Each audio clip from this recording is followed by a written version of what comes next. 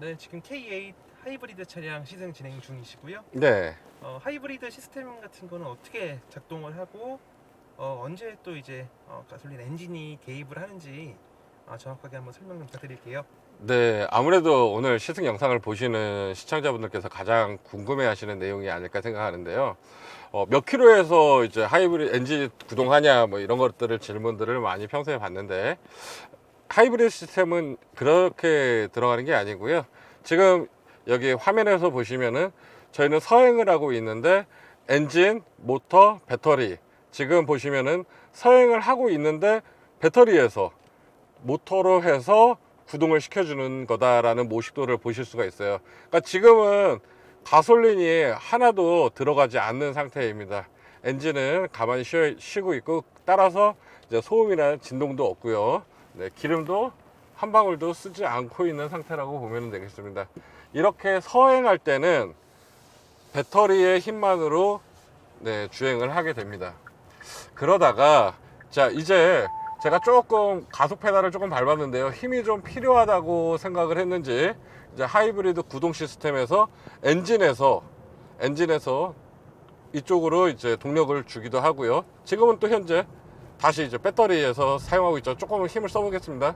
가솔린이랑 배터리랑 같이 힘을 보태서 사용하고 있고요.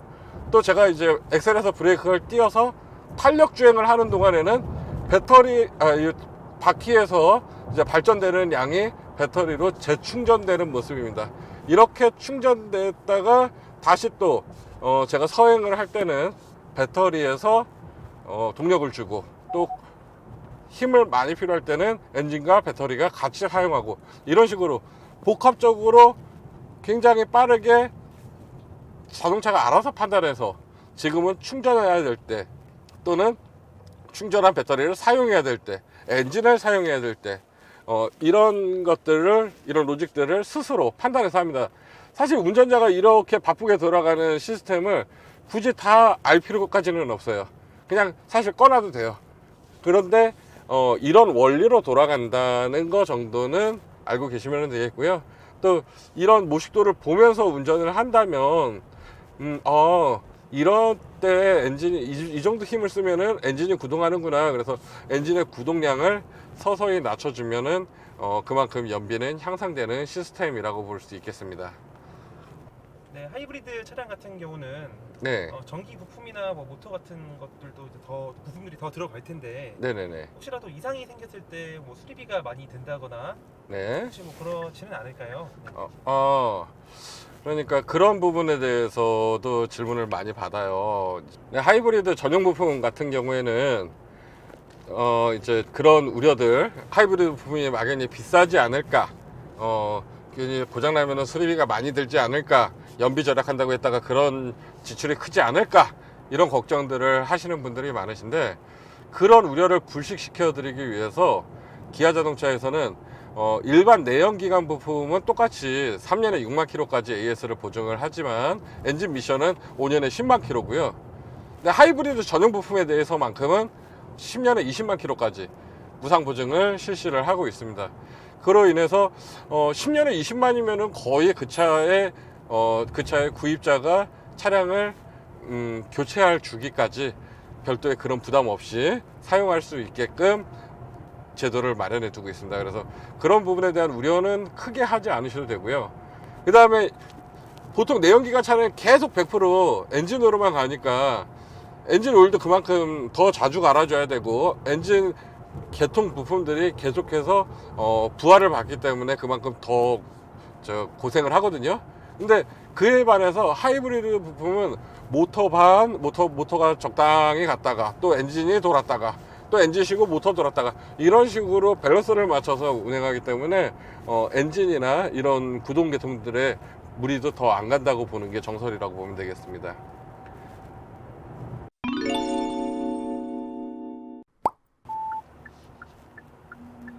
네. 제가 시청자분들을 대신해서 몇 가지 질문을 좀 드려보려고 하는데요. 네, 답변해 드리겠습니다. 하이브리드 엔진 같은 경우는 전부 다 가솔린 차량으로 나오는 것 같은데 혹시 디젤 차량과는 결합이 돼서 나오지 않을까요? 하이브리드 시스템이 갖고 있는 디젤 차량이랑 결합되면 연비는 더 좋아지겠죠. 근데 이제 몇 가지 문제가 있습니다. 어떤 문제가 있냐면 디젤 엔진은 일반적인 가솔린 엔진보다 크기가 큽니다. 그러고 크기가 크니까 본네트 안에다가 그 모든 부품들을 넣으려고 하면은 엔진도 넣어야 되고, 이제 하이브리드 구동 계통인 모터라든지 배터리라든지 이런 부분들이 이제 앞쪽에 들어가게 되면 아무래도 공간적인 면이 제약이 따르고요.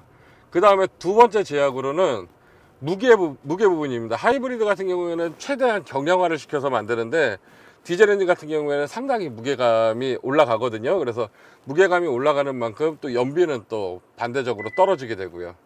그리고 하이브리드의 또 장점 중에 하나는 차가 조용하다는 게 가장 큰 장점이잖아요. 근데 디젤 엔진은 연비는 좋은 대신 진동이라든지 아니면 소음은 어느 정도는 많이 좋아졌지만 그래도 어느 정도는 감수를 해야 되기 때문에 디젤 하이브리드는 아마 최근 10년 안에는 나오지 않지 않을까라고 하는 게 개인적인 생각입니다. 하이브리드의 주행 질감에 대해서도 궁금해 하시는 경우가 많으실 것 같은데요. 가장 많이 비교하시는 2.5 가솔린이랑 비교했을 때 거짓말을 한다면은 거짓말 조금 못해서 티가 좀 안 납니다. 티가 그렇게 크게 나지 않고요.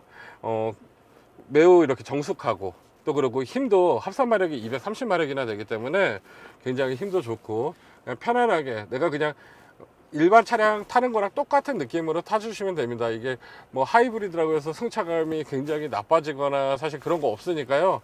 한번 시승을 한번 해보시면 저희가 지금 대신 해드리고 있는데 뭐 시승이나 느낌적인 느낌을 최대한 말로 표현을 하지만 이게 말로 표현하기 어려운 부분들이 좀 있거든요. 그래서 직접 시승을 해보셔도 이거 일반 차랑 크게 다르지 않네? 이런 생각 가지실 거예요. 막연히 이제 하이브리드니까 우리가 갖고 있던 엔진에 대한 그런 승차감 차이가 좀 있지 않을까라고 생각이 들 텐데 어차피 고속으로 갈 때는 엔진이 개입합니다. 엔진이 개입하면은 우리가 내연기관 타는 차랑 똑같은 느낌으로 주행이 가능한 거고 저속으로 갈 때는 아니면은 신호를 대기하고 있을 때는 아예 그냥 엔진이 멈춰 있으니까 오히려 더 편한 거죠. 더 이렇게 진동이라든지 네, 그런 걸로 인해서 스트레스를 받을 양을 조금이라도 줄여주니까요. 그래서 그런 점들이 이제 하이브리드가 갖고 있는 장점이고 그래서 앞으로는 점점 더 대중화가 앞당겨지지 않을까 이렇게 생각이 됩니다.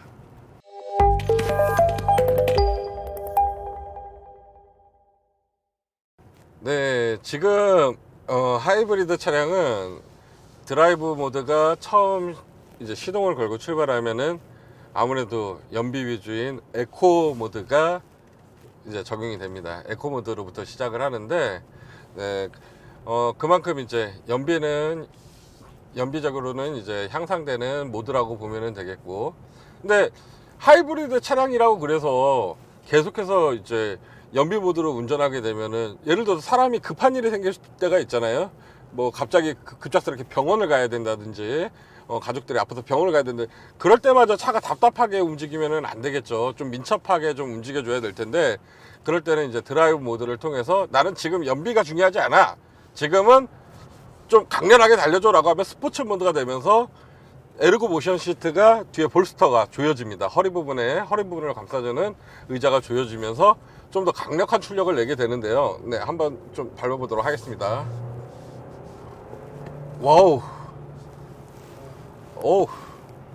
네, 100km까지 순식간에 올라가네요. 네, 저희가 과속을 할 수는 없으니까 네, 잠깐 강력하게 좀 보여드려 봤는데 대신에 순간 연비가 그 사이에 0.2 떨어졌습니다. 네. 자, 그리고 스마트 모드라는 모드에 대해서 좀 알려드리자면 드라이브 모드 버튼을 길게 누르면 계기판이 이렇게 바뀌면서 스마트 모드가 적용이 됩니다.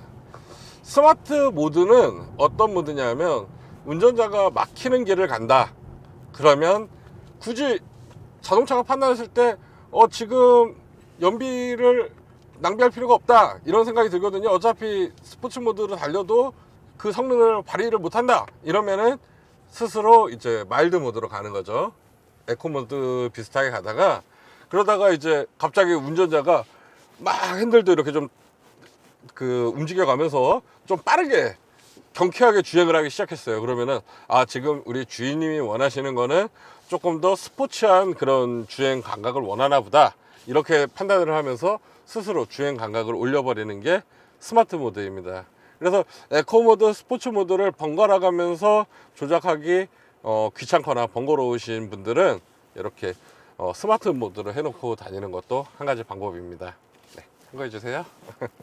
K8 같은 경우에는 이제 그동안 준대형 세단에는 들어가지 않던 전자 제어 서스펜션을 탑재하고 있습니다. 그래서 그랜저 하이브리드에서는 넣을 수가 없죠.